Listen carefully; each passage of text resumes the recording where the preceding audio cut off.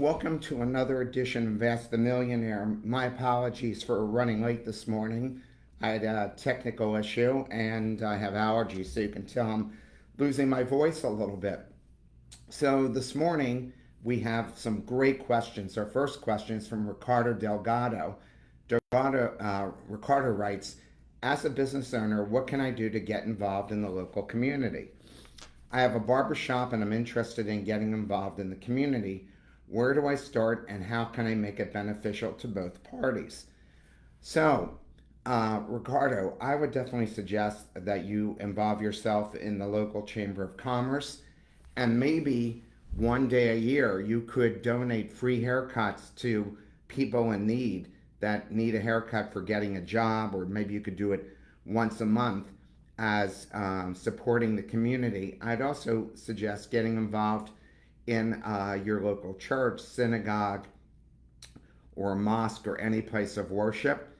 And there are meetup groups that might be of interest to you. So, those three places are places I would definitely go to, but I would use my skills to do good once a month, once a quarter, whatever frequency you can afford to go and do it. But I think at least once a month would be good for you and raise your visibility in your community. So I wish you the best with that. Our next question comes from AJ Coots. AJ writes, when to start a second business. I currently own a small digital marketing agency and do this full time. I'm considering starting another business that I can build over time, that once it is built, I don't have to operate it. It just runs itself through others, contractors. I'm wondering how this could distract me and hurt my growing agency. What are things I should take into consideration? Well, AJ, I have a lot of experience in this area, and I'm always working on two or three different ventures besides my consulting practice.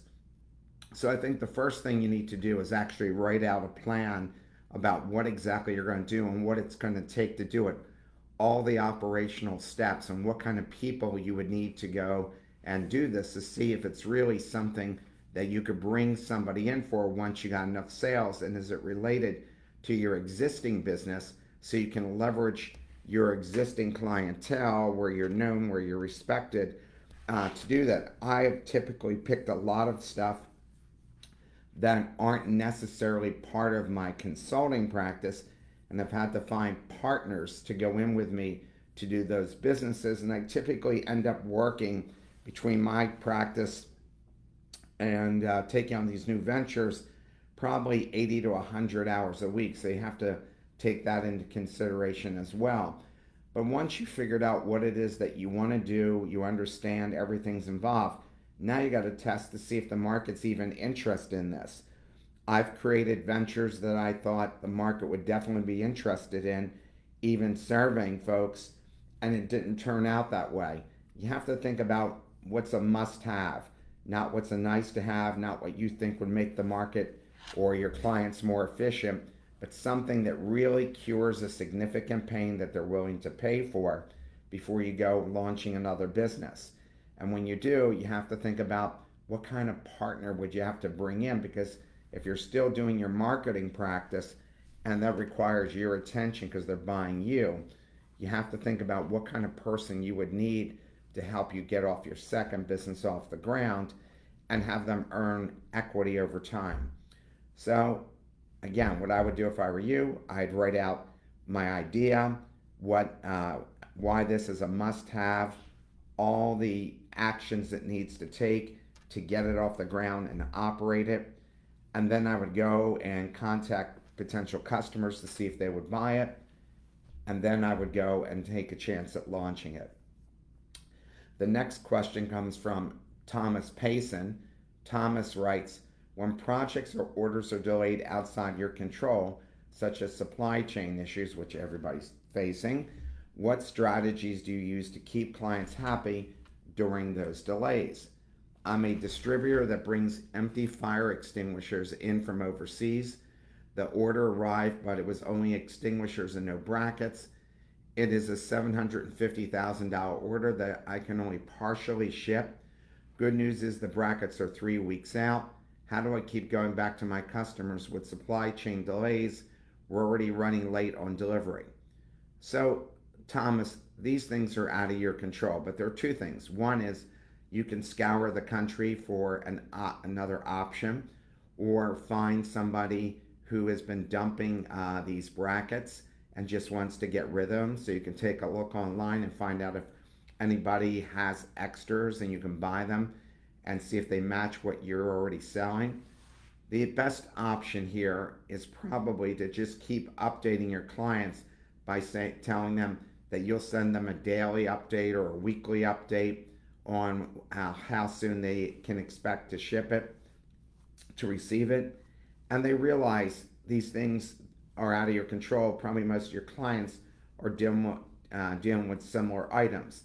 Certainly, anybody who's even ordered furniture or appliances has found out that things are taking way longer than they thought, and certainly way longer than the people who sold it to them, because in many cases you don't get paid until it's delivered.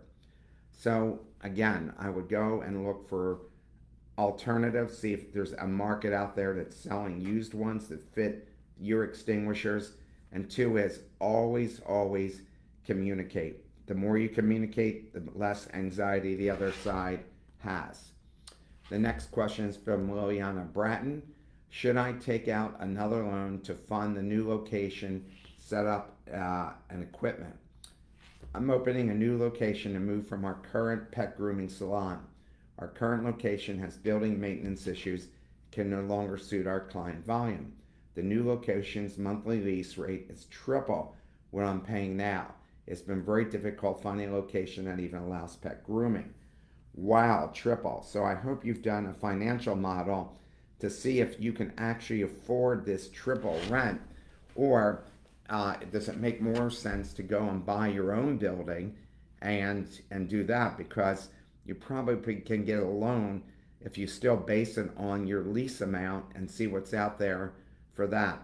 Triple the amount of money, unless your lease was really very little money. Let's say it was only 10% of your income coming in. But now if it's triple and it's 30%, wow, that could be significant to your bottom line. So that being said, I would go and even ask a commercial realtor if there's any space you could buy, and then I would find out what kind of mortgage I could get and how much money I could go and put down, because I don't know that a bank will want to loan you more money for a lease, even though you could maybe afford it, as opposed to actually buying your own place and creating equity in that. So, of course, it's always cheaper to borrow money than it is to raise money from outside investors. When you're thinking to yourself, well, if I get from outside investors, I don't have to worry about paying it back. But a lot of times investors want you to sign on your assets as well. Or I'm just selling stock, but if the business takes off and you have multiple locations, that stock could be worth a lot more money than you borrowing. Also, you should check with your county economic development authority to see what kind of loan packages they have, and the state and your state government to find out what they offer as well. So I would really start out with doing a new financial model and see what that looks like before you make that leap. And again, take a look, see if there's anybody looking to sell a place that you could convert into what your needs are. Best of luck. Our next question is from Joe Nugent. Joe writes, when is it appropriate and timely to add additional services to my business? I own a home inspection company in Naples, Florida. My goal is to be a 25 to 30 inspections per week. We are not there consistently yet. I have an inspector who works for me and is doing great, so operationally I believe I'm set up for success. I'm just worried that I may be jumping the gun and need to focus more on sales and bring in more inspectors, but the revenue loss by subbing mold inspections out and what I could add to my bottom line by bringing it in-house is pretty large. So I would suggest to you that you just keep selling until you've filled the dance card for your current inspector, and then just keep adding inspectors as you keep adding enough business that your current inspector can't handle more. There's enough cash flow to keep them busy. I would make them all contractors if that's a possibility before you bring them in house. But tell the contractor that once we hit 40 hours a week or whatever the number is, then I will bring you full time with benefits in. But I got to make sure there's enough business to pay for you. So I would definitely go and continue to sell. And the expertise you don't have, I would look for it and then offer it out.